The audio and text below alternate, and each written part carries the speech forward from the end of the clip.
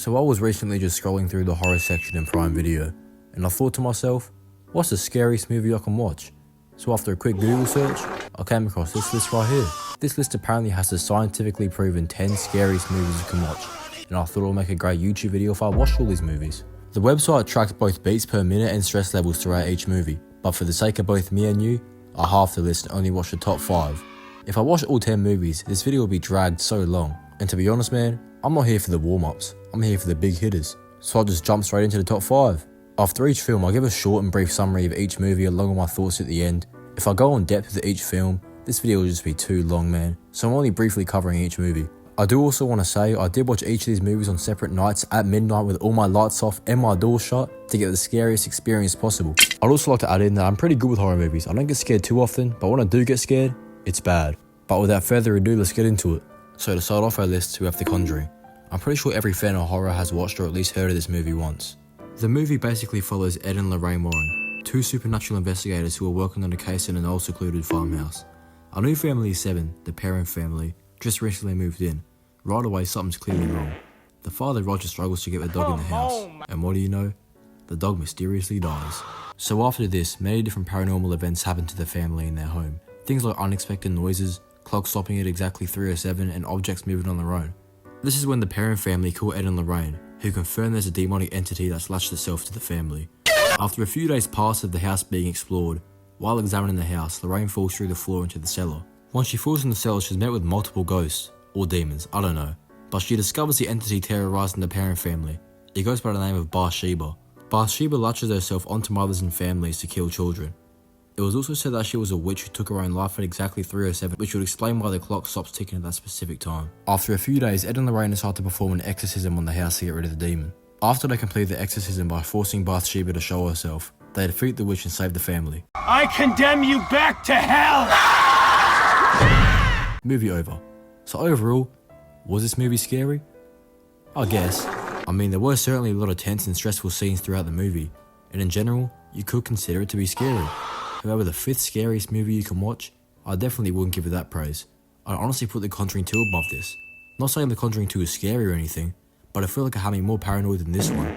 But if we're talking about solely this movie, like I said, it did include many intense scenes, and the story itself was quite eerie too, especially because of the fact that it was loosely based on a true story. The movie did do a pretty good job at building tension in specific scenes. The choice of sound was decent to build suspense. However, I'm gonna be honest, I have already seen this film before, so that may be taking away a bit of the scare factor for me. But from what I remember, the first time I watched this movie I didn't get that scared neither. Yes, don't get me wrong, this movie is scary at times, but I definitely wouldn't think top 5. So moving on from The Conjuring, the 4th scariest movie on the list is Insidious. Now I'm not gonna lie, Insidious low-key has some scary scenes. So Insidious is about a family of 5. Similar to The Conjuring, the focus family in this movie is the Lambert family. The Lamberts move houses after supernatural activities happen in their past house. However, after they move houses, they find out that their paranormal activities just follow them to their new residence. One of Josh and Renee's 3 sons, Dalton, is thought to be in a coma. However, Josh's mum had a dream where she saw some sort of demon that said it wanted Dalton. So she does what every other sane person would do and goes and tells Josh and Renee, where we're met with one of the most infamous jump scares in cinema history. And I'll be honest, this wasn't the most scary jump scare to me at all, but apparently according to Google I'm wrong. So after this, Josh's mum Lorraine calls her friend up who's an expert on this stuff, Elise, along with her boys Tucker and Specs. So eventually after Elise arrives, she looks in Dalton's room and she sees a lipstick-faced demon on the roof. I'm not joking, that's actually the name of this thing, the lipstick-faced demon. It's then revealed that Dalton's spirit's in a separate dimension. I think the place Dalton's in is called the Further, but Lorraine also tells Josh that he went through the exact same thing when he was a child. So knowing that Josh was able to access this secret realm thing, the Further, whatever you want to call it, he goes in there to find Dalton. And I'm not gonna lie, there were some pretty disturbing scenes in this place. I don't know if it was just me, but the scene where Josh was shining the light on the people in the lounge room and they just didn't move, that low-key tripped me out. So eventually Josh finds Dalton, but also the lipstick-faced demon. At first it looks like the demon's distracted, until my man starts licking the damn glass with the maximum Diddy effect. So the demon starts chasing Josh and Dalton, but they eventually outrun him. They go back to the real world, and you think that's it, right? Wrong. At the end of the movie, Elise takes a photo with Josh, just to see that name for my boy Josh. It's this ugly ass thing from earlier in the movie. So overall, this movie did have a good amount of disturbing scenes. I was also a fan of the music they used. That old ass tune from like the 60s, they turned that into a really iconic song within the horror genre.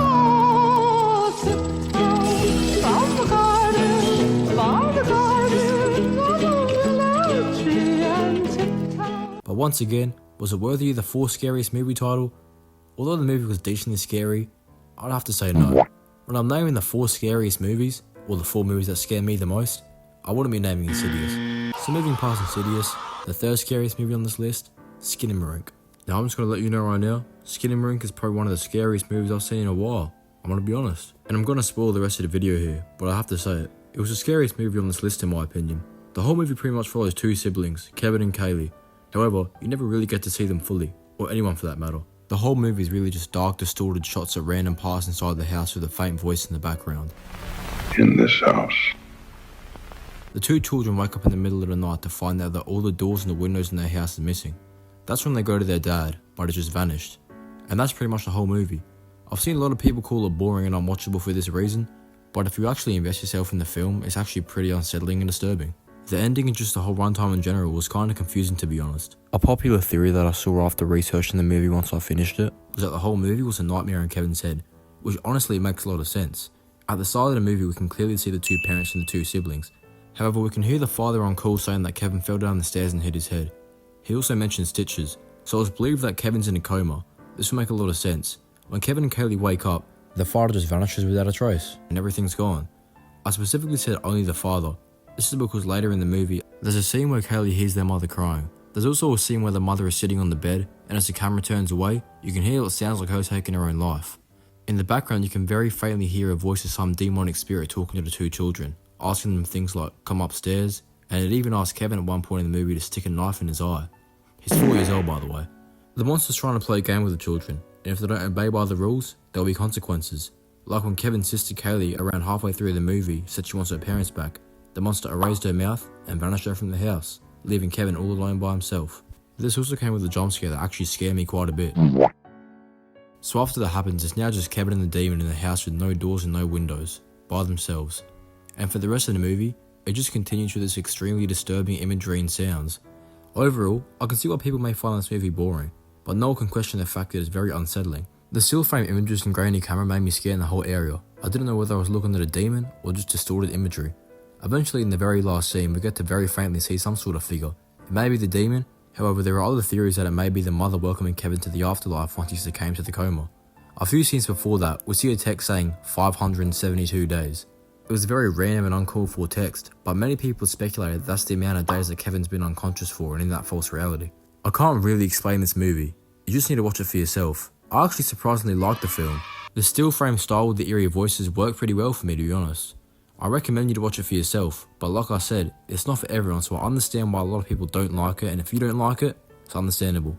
The movie has a good variety of jump scares that actually had me shook. That's something most movies can't do, but this one did. So is Skinamarink scary? I'd say yes. Moving on to the 2nd scariest film on this list, Host. The entirety of Host is set in a Zoom call with a group of friends. The movie was actually filmed during quarantine in 2020. This made each actor in the movie in charge of their own stunts, lighting, sound, makeup, etc. The movie itself was a pretty short watch. It was only an hour long. You may think that it'll be boring watching a 1 hour Zoom call, but to tell you the truth, I was really into it from start to finish. The movie is about a group of 6 friends who all hop in a Zoom call during quarantine looking for a bit of entertainment. The activity they choose to do, you may ask? Summon demons. That sounds like an amazing idea, doesn't it? The character we see first in the movie, Haley, gathers all her friends in a Zoom call. Emma, Gemma, Caroline, Redina, and Teddy. She then adds in her other friend to help them with the steps to summon the spirits. Her name is Salem. She stated very clearly before they began, do not disrespect the spirits, and everybody seemed pretty understanding about it. Everybody except Teddy, who decides to completely neglect the steps and leaves the call. Thanks Teddy. So after Teddy leaves, Gemma feels something grab her neck. Salem asks who she thinks it is. Do you want to call out and ask who it is? Maybe a name might come into your head, or... Gemma says she thinks it's a schoolmate that recently took his own life, Jack. The name Jack's come to mind. A kid from school. He hanged himself. Shortly after Salem disconnects from the call, Gemma pulls this devious looking face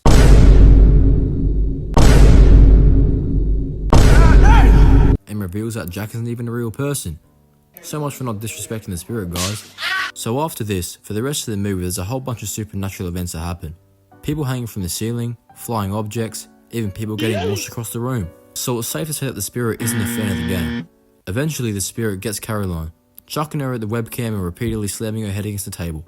If you're wondering why Caroline's still walking in the background, it's because at the start of the movie, she thought it would be a funny idea to make a fake background video of her walking in and out of her room. Good on you, Caroline. So eventually after this, everyone else gets packed up by the spirit and we're left with only Emma and Gemma. Keep in mind, nothing's happened to Gemma at this point, the one that literally caused it all in the first place. But she thought it would be smart to go to Hayley's house, who she literally saw get dragged to the Diddy dungeon with her own 2 eyes, leaving poor Emma by herself. Teddy joins back. He clearly sees that everyone's gone but Emma, who's clearly very distressed, hiding underneath her sheets, and the first thing he says is, Fucking hell, you look attractive. after Teddy's power coincidentally cuts out, we finally get to see the demon thing. Hello there. Whatever it is. He runs outside with a lighter, gets knocked out by the demon and burns to death. Now leaving us with just Emma, who eventually also meets her fate by falling out of her house window, leading to her death. Not too long after this, we see Gemma appear in Hayley's webcam. Then she just gets one pump straight to the dome. But don't worry, she's fine. She gets right back up like the hero she is. She then gets reunited with Hayley, and while in the middle of a life-threatening demon chase, they decide to do this. They hear a sound from the other room, so they decide to get a camera and use a flash to reveal what's in the room. We get a very fast glimpse of the demon who launched itself at Gemma and Hayley. The cool ends, along with the movie. Although this movie was very short, it had a whole lot of scary and suspenseful scenes. I saw 2 people hanging from the ceiling in different scenes, but nobody else in the movie reacted. This makes me think that there were much more hidden details that I missed. I almost felt like I was a part of the call throughout the whole movie. I don't know how to explain it, but I just felt like I was there. For being made completely in the actors' individual homes during quarantine, I think it was great. It definitely had my heart racing at certain times, to be honest. It surprised me. I will consider this a scary film. Good work, Rob Savage. Now for the final installment on this list, and scientifically the scariest movie you can watch, Sinister. So this is scientifically the scariest movie you can watch. So this movie follows a true crime book writer named Ellison. To simplify the plot, man, Ellison and his family move into a new house where 4 murders happened years back, only to find out later in the movie that extreme supernatural events followed his decision. So the movie starts with an extremely disturbing scene from the get-go. A scene which I can't really show on YouTube, but it's pretty much a family, you know what, from a tree. After that questionable opening scene, the movie cuts to a family moving into the new house. This is where Ellison finds a box of tapes. Upon examining these tapes, it turns out there are a bunch of kills on record. More specifically, it was families that were executed. But in every instance, the child wasn't involved with these murders at all. Every single one of these murders were at the hands of Mr. Boogie, or so it seemed. And let me tell you, bro, the sound effect and music used in the movie gave me chills, I'm not gonna lie.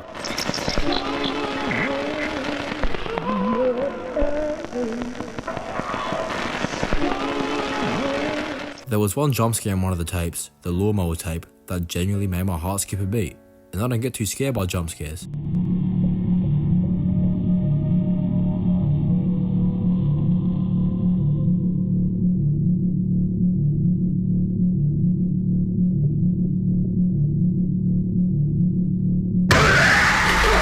So later in the movie, Ellison requests a police officer to get all the information he can from the tapes. So eventually, while he's writing, he hears a noise in the other room, and when he goes to examine, he's met with the missing children. Or no, we're met with the missing children, because somehow this dude can't see these things for a single second. So the next day, Ellison's daughter, Ashley, drew one of the missing children, Stephanie, on her wall. This is when the mother finds out that the 4 deaths happened at this home, which makes her seem quite mad. I asked you, if we're living in a house, and you said no. If we were living 2 houses down from a house, I said no. So the next day while Ellison is working, he hears another noise, this time from the attic. However, when he goes to check what the noise is, he got a glimpse of all the missing children this time. And Mr. Boogie. After seeing that, he burns the tapes, as he should, and finally makes a decision he should have made days ago, to leave the house. But you really thought it was that easy. When he moves into his new house, the policeman that he was working with found a pattern. All the families murdered on the tapes once lived in that house, and when they moved out, the tape was recorded. And after the tapes just randomly spawn back in Ellison's house after literally getting burnt, he watches them again, but this time the tapes were extended. He sees that the missing child were the ones committing these acts in every single tape. Yep, I think you can guess what happened next. He passes out due to his daughter drugging him, and she continues the legacy of Mr. Boogie, and becomes the missing child. This movie definitely had some scary aspects to it. The way the tapes were filmed were pretty creepy. There were definitely some scary scenes, and a very goofy one.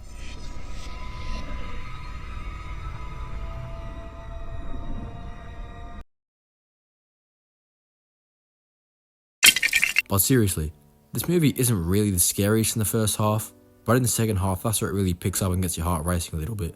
Overall, it was a somewhat scary film at times, so I do recommend you to watch this movie yourself. Not only is it quite scary, but it's also a pretty good movie.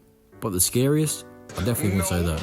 So after watching all these movies, if I had to rank them from the least to most scary, I'd have to put The Conjuring at the 5th spot, followed by Insidious at 4, Host at 3, and topping off the list I got Sinister at 2 and Skinamarink at 1. Once again, this is all my opinion. I don't think any of these movies are really the top 5 scariest, but Google never lies, right? I could for sure make a much better list than this. Depending on how this video does, I might even make a video on it. So that's my rankings and my thoughts on these films. Overall, they're obviously all scary to an extent. The list isn't just full of Christmas movies obviously, but definitely not top 5 scariest. If you enjoyed the video, please consider leaving a like, maybe even subscribing. You made it this far, you might as well do one of the two. Other than that, I appreciate you so much for watching this video. Have a great rest of your day and stay blessed.